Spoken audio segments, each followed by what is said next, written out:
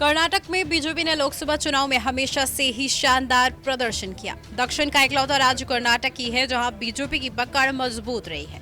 ऐसे में जहां बीजेपी के सामने एक बार फिर से पिछले चुनाव जैसा प्रदर्शन दोहराने की चुनौती है, तो वहीं कांग्रेस अपने वजूद को बचाने की कोशिश में है।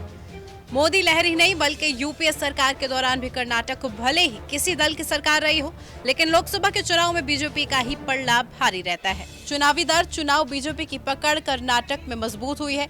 पिछले 4 लोकसभा चुनाव में बीजेपी ने अच्छा प्रदर्शन किया, लेकिन इस बार सियासी समीकरण बदले हुए हैं। बीजेपी को पिछले प्रदर्शन को दोहराने की चुनौती है, तो कांग्रेस के लिए अपने सियासी वजूद बचाए रखने की टेंशन। कर्नाटक में कुल 28 लोकसभा सीटें हैं। 2019 में बीजेपी ने प्रदेश की 28 में से 25 सीटें जीती थी, तो कांग्रेस और जेडीएस को एक सीट मिली थी। 2014 में बीजेपी 17 और कांग्रेस 9 सीटें जीती थी।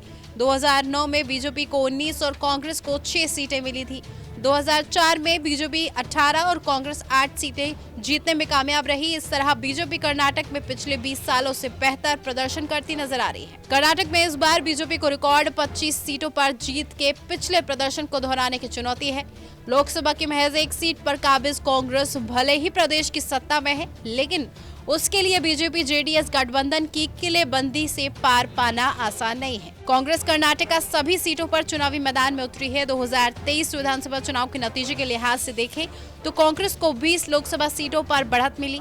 कांग्रेस इन्हीं सीटों पर फोकस कर रही है। बीजेपी और जेडीएस जरूर एक साथ आए हैं, लेकिन उनके बीच वोट ट्रांसफर करना आसान नहीं माना जा रहा। कांग्रेसी रणनीतिकार इसे अपने लिए सियासी फायदे का सौदा मान रहे हैं। उनका तर्क है कि दोनों दलों का एक साथ मंच पर आना उनके कार्यकर्ताओं को रास नहीं आएगा।